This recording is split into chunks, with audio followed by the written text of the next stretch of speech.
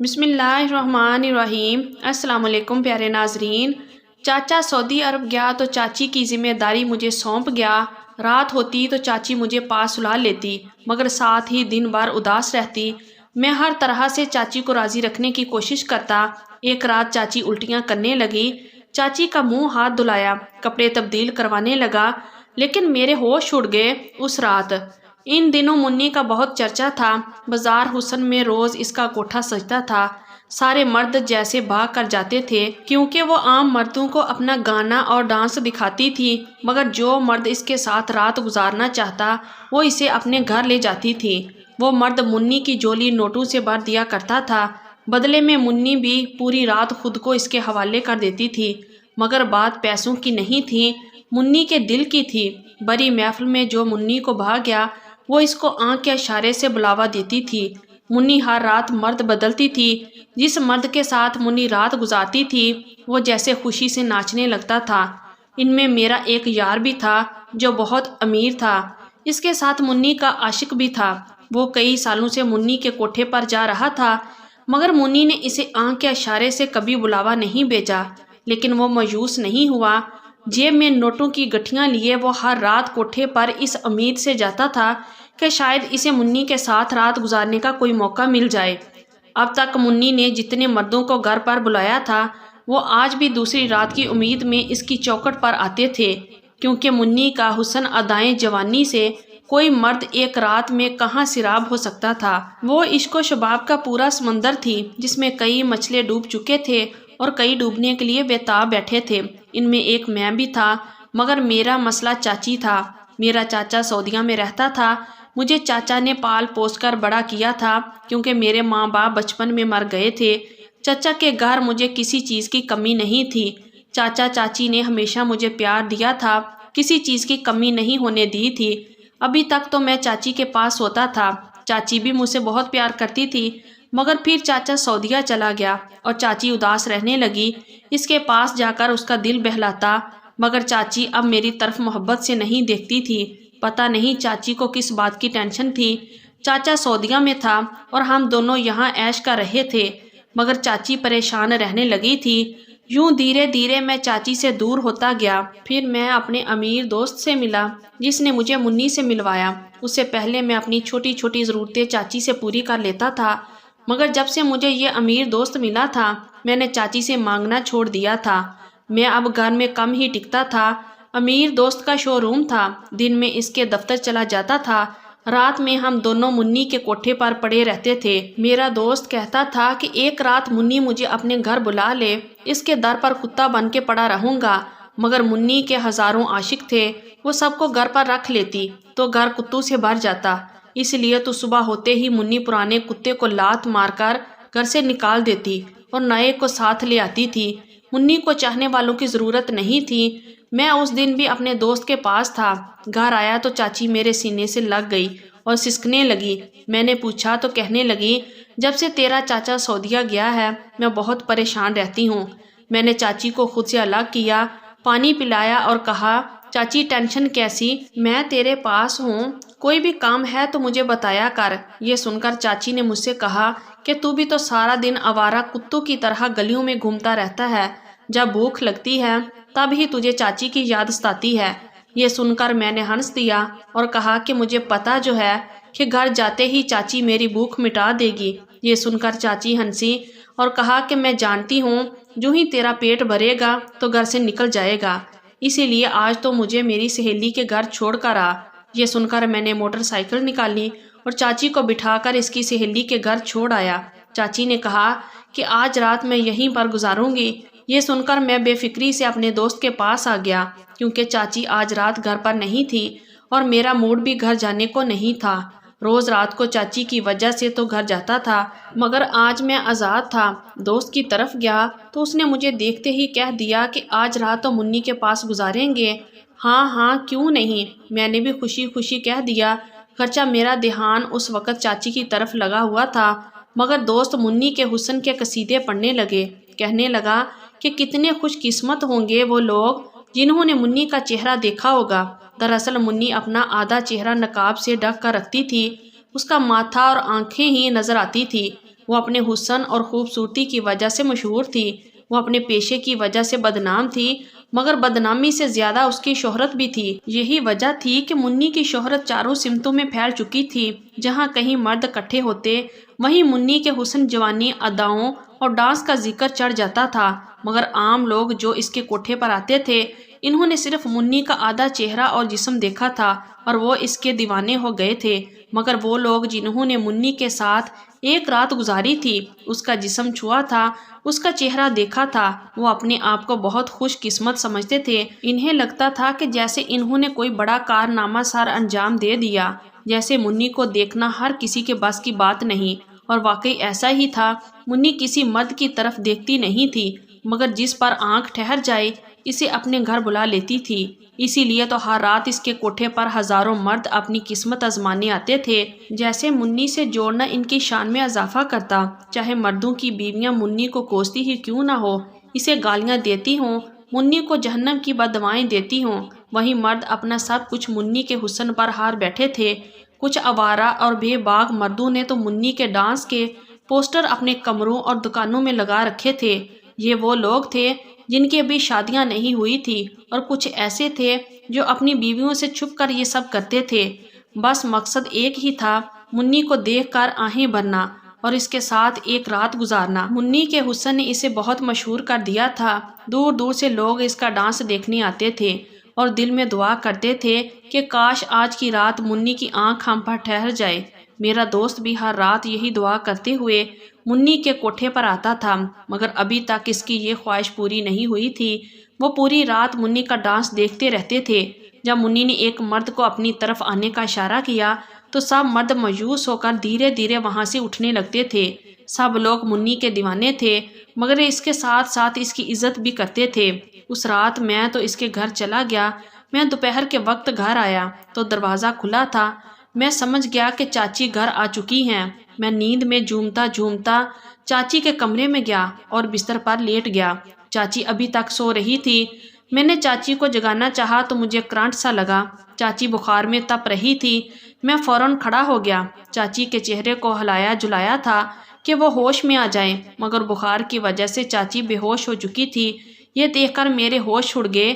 یہ چاچی کی طبیعت اچانک کیسے خراب ہو گئی؟ میں ڈر گیا، کیونکہ چاچا اکثر اس وقت کال کر لیتا تھا۔ چاچا نے جاتے وقت مجھ سے کہا تھا کہ تم میری بیوی کا خیال رکھنا۔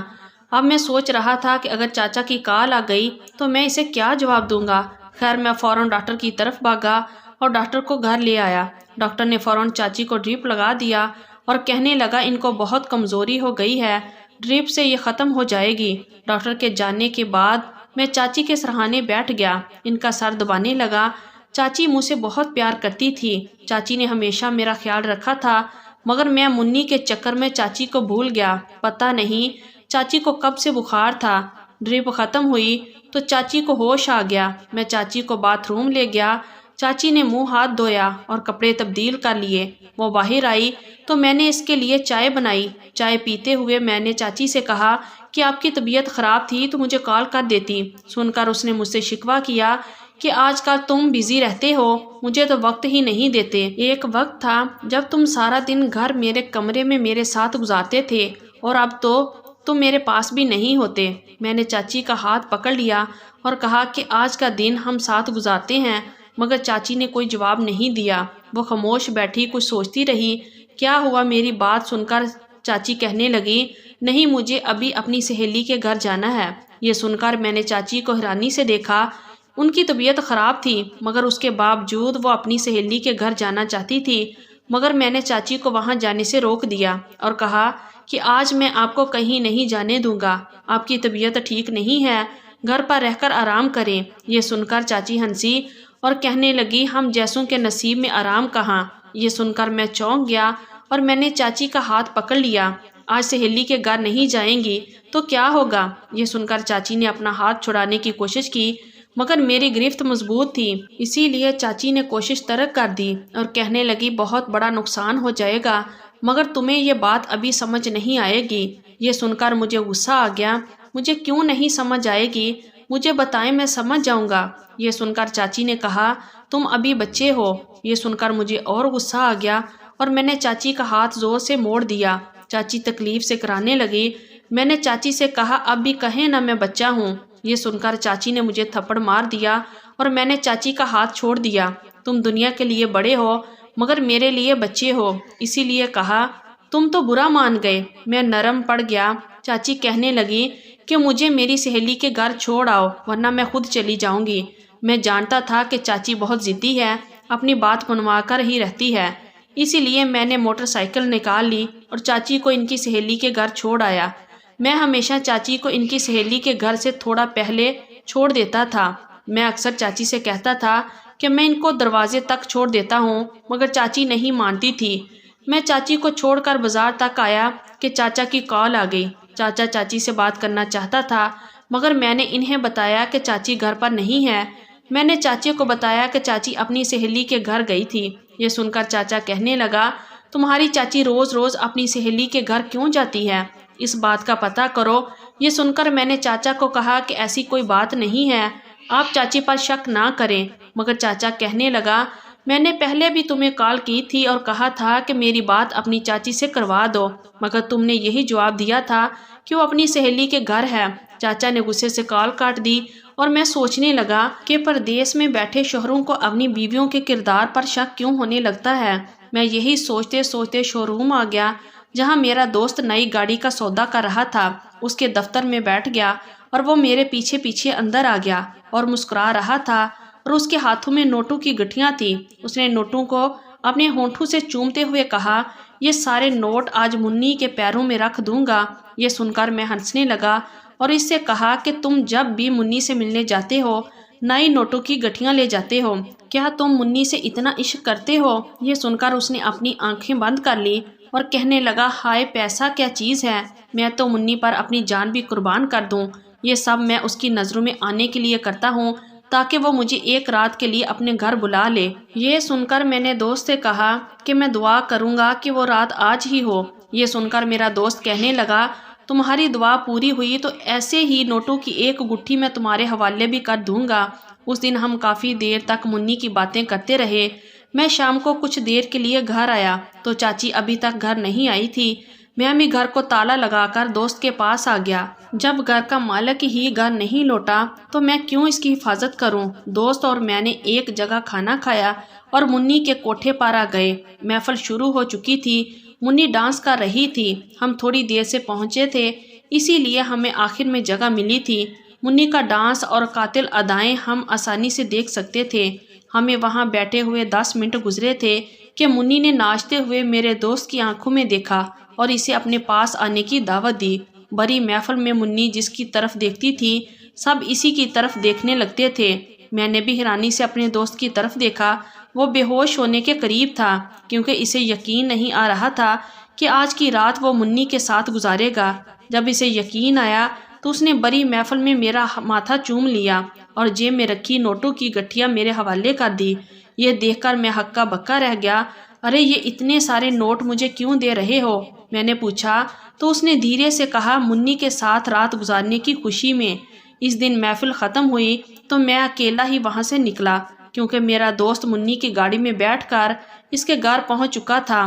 آج کی رات میں بہت اکیلا تھا اور اداس تھا کیونکہ گھر میں چاچی نہیں تھی اور شو روم میں میرا دوست نہیں تھا۔ پھر میں کہاں جاتا؟ میں نے ساری رات سڑک پر ٹہلتے ہوئے گزار دی۔ صبح ہوئی تو میں نے چاچی کو کال کیا اور کہا کہ چاچا کئی بار کال کر چکا ہے، وہ آپ سے بات کرنا چاہتا ہے، اسی لیے گھر آ جاؤ۔ یہ سن کر چاچی نے کہا کہ مجھے لینے آ جاؤ۔ میں نے موٹر سائیکل چاچی کی سہیلی کے گھر کی طرف موڑ لی۔ میں وہاں پہنچا تو چاچی مجھے راستے میں ملی، بس اسے لے کر گھر آ گیا۔ گھر آتے ہی میں اپنے کمرے میں لیٹ گیا کیونکہ مجھے بہت نیند آ رہی تھی، جبکہ چاچی اپنے کمرے میں چلی گئی۔ تھوڑی دیر بعد میری آنکھ چاچی کی چیخ سے کھل گئی۔ میں ان کے کمرے میں گیا تو چاچی فرش پر گری ہوئی تھی۔ میں نے کھڑا ہونے میں مدد دی مگر ان کی ٹانگیں کانپ رہی تھی۔ چاچی کی یہ حالت دیکھ کر میں گھبرا گیا اور میں ڈاکٹر کو لینے چلا گیا۔ چاچی بے ہوش ہو چکی تھی۔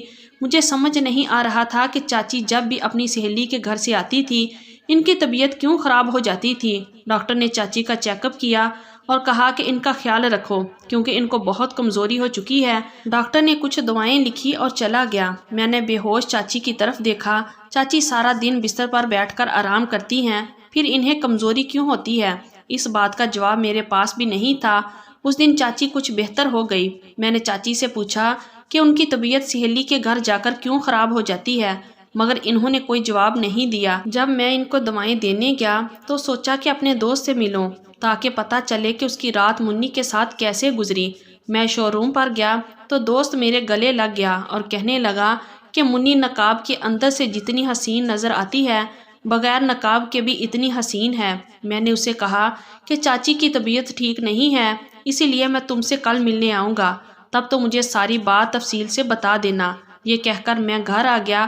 اس رات چاچی اور میں گھر پر ہی رہے، مگر صبح ہوتے ہی چاچی ضد کرنے لگی کہ اسے اپنی سہیلی کے گھر جانا تھا۔ میں نے چاچی کو روکنے کی بڑی کوشش کی مگر وہ نہ مانی۔ میں نے بھی اسے جانے دیا۔ میں چاچی کو اس کی سہیلی کے گھر چھوڑ کر آ گیا۔